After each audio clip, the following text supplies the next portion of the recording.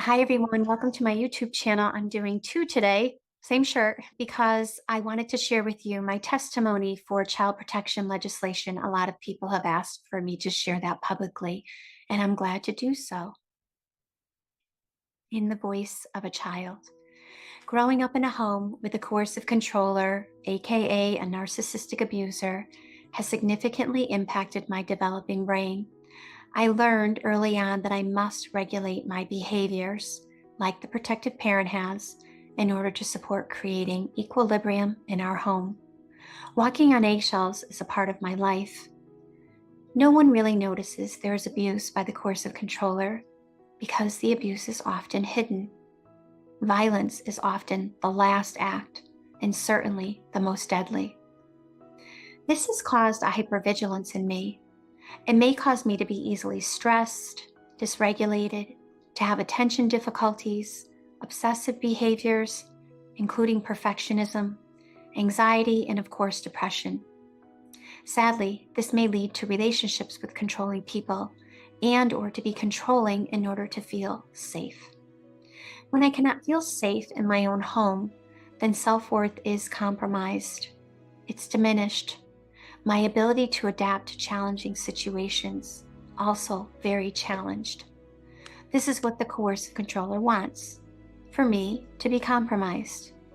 If I am compromised, I will more readily align with the coercive controller and may even participate in some of the behaviors being modeled for me by him.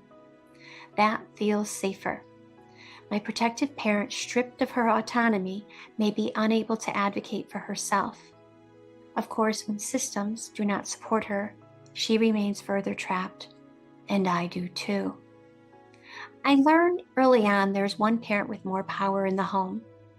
I quickly learned that it may be safer to align with the more powerful parent. The grooming process, similar to that of a sexual predator, for both me and my protective parent. Sometimes the coercive controller is a child sexual predator. The betrayal is always significant regardless. The foundation of trust is annihilated. I have one parent trying to protect me, but unable to sometimes, and another parent that if I do not cooperate, then I may receive the same treatment my protective parent has. It is so frightening, yet oftentimes I do not even know fear is what I am feeling. Make no mistake, this has been the plan all along. The coercive controller wanting to ensure they have this power over our family system. In the event my protective parent feels supported enough to escape, I will most certainly be further weaponized against her and continue to live in this state of fear. It is similar to living in a cult.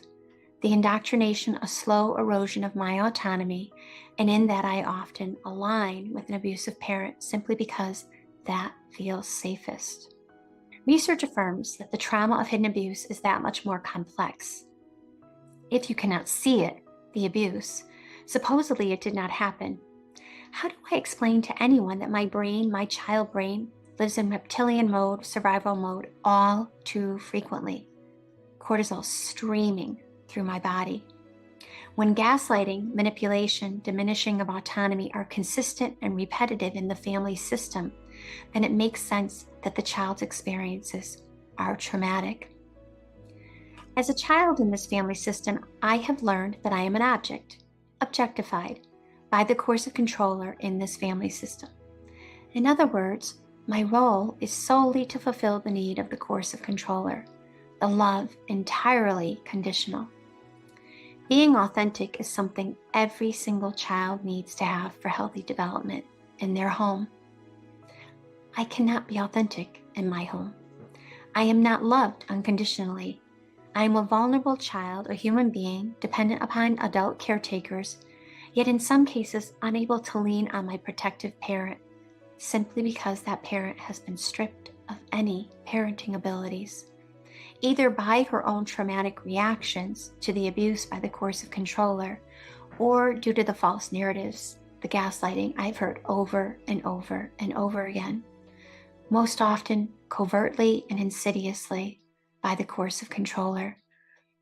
Unfortunately, all too often, overtly. Children are not witnesses of or exposed to domestic abuse. This is a systematically unacknowledged child abuse. Yet I live in a world where my liberty has been taken away, where myself and my protective parent do not have the ability to be seen or heard. I am trapped, and I do not have the ability to live a free, authentic life. This significant intergenerational trauma can be prevented simply by systems acknowledging this insidious offense, a psychological trauma to the developing brain. Whether it's physical or not, it is still a psychological trauma. The grooming process, again, is so coercive and controlling, it's harmful to anyone's brain. This offense, if perpetrated on a stranger, would be considered a crime. The coercive controller has little ability to change. The character traits he is attempting to impose on me are embedded within his personality, and the relationship didn't start off, again, with physical violence. But as we have heard over and over again, revenge is at all costs, because the goal is always to have revenge. All too often, the final act is violence. We must protect our children and understand that even if there is not a physical act of violence, that the violence in the home is traumatic to them, to their protective parent, and most importantly, to this vulnerable child's developing brain. Thank you very much for your time. Thank you for listening, everyone. I hope that's validating. I know it's upsetting and triggering and overwhelming, but the more that we have clarity about the experiences of our children, the more that we can help them. I believe that the more that we can help them, the more that we spread this knowledge, the more that we can help them. So please feel free to subscribe and to share, and I hope you have a great day. Bye.